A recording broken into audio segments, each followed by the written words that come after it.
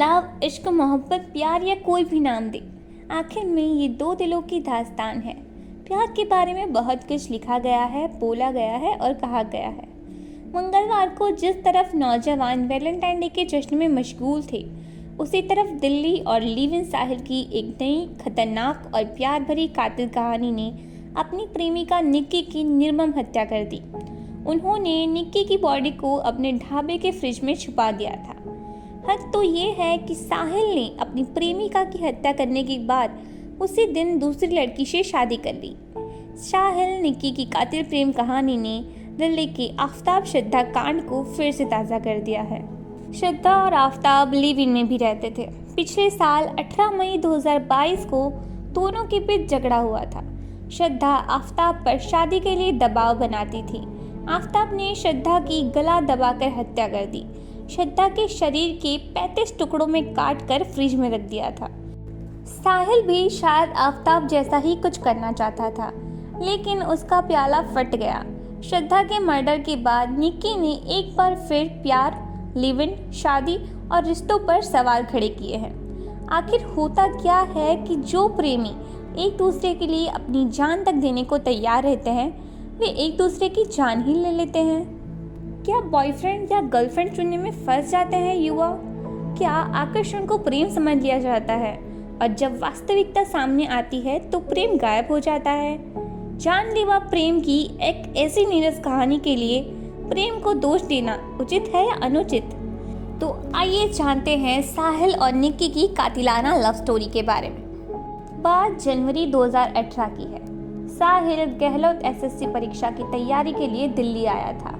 ठीक उसी समय निक्की यादव हरियाणा के इज्जत गांव से पढ़ने के लिए दिल्ली आ गई।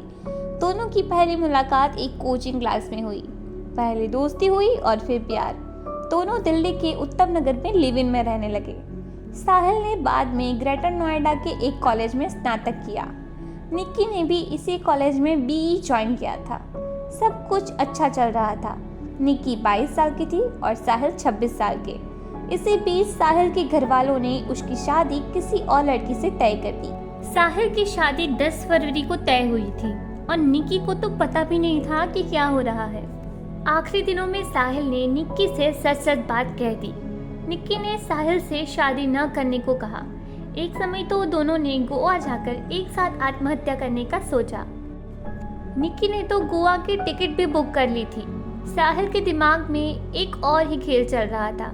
रास्ते में साहिल ने कार में लगे मोबाइल चार्जर के तार से निक्की का गला घोट दिया और उसे दबाकर मार डाला।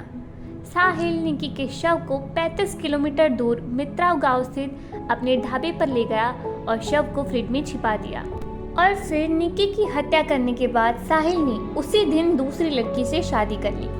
1-2 दिन बाद निक्की के पिता सुनील ने साहिल को फ़ोन किया क्योंकि उनकी बेटी निक्की का फ़ोन बंद था। साहिल ने कहा कि निक्की दोस्त के साथ बाहर गई है, मैं अपनी शादी में बिजी हूँ। आखिरकार भांडा फूट गया और पुलिस ने साहिल को गिरफ्तार कर लिया। निक्की की लाश फ्रिज में मिली। 5 साल पहले जब साहिल और निक्की मिले थे तब दोनों टीनेजर्स थे। उस उम्र में प्यार और शादी को लेकर कितनी समझ हो ये तो समझ में आता है। इस घटना में अभी कई बात सामने आनी बाकी है। क्या दोनों के परिवारों को सब कुछ पता था? साहिल के परिवार द्वारा साहिल की दूसरी लड़की से शादी तय करने से पहले क्या हुआ था? साहिल के माता पिता को निक्की के साथ संबंध के बारे में बात नहीं कर सका। निक्की का पक्ष भी राज से भरा हुआ है। क्या निक्की के माता पिता को सब पता था? खैर, धीरे धीरे सब सामने आ जाएगा। आज हकीकत ये है कि निक्की की हत्या हो चुकी है और साहिल पुलिस की हिरासत में है। इस पूरी घटना का एक तीसरा चरित्र भी है और वो है वो लड़की जिसकी शादी साहिल से हुई है। एक तरह से देखा जाए तो वो पूरी तरह से निर्दोष है। शादी के चौथे दिन ही उसका पति अपनी प्रेमिका की हत्या में गिरफ्तार हो गया। श्रद्धा, आफताब और निक्की साहिल के मामले के बारे में यही कहा जाएगा कि ऐसी घटनाएं प्यार करने वालों और चाहने वालों को बदनाम करती है। प्यार को पूरी तरह समझने और एक दूसरे को जानने से पहले ही प्रेमी लिव इन में रहने लगते हैं। माता पिता भी अक्सर आंखें मूंद लेते हैं और कभी कभी बहुत सख्त भी। प्रेम या प्रेम विवाह में कोई आपत्ति नहीं हो सकती है, लेकिन क्या हम जिसके साथ रहते हैं और जिसके साथ हम अपना पूरा जीवन बिताने का इरादा रखते हैं उसकी पूरी और सच्ची पहचान होनी चाहिए या नहीं।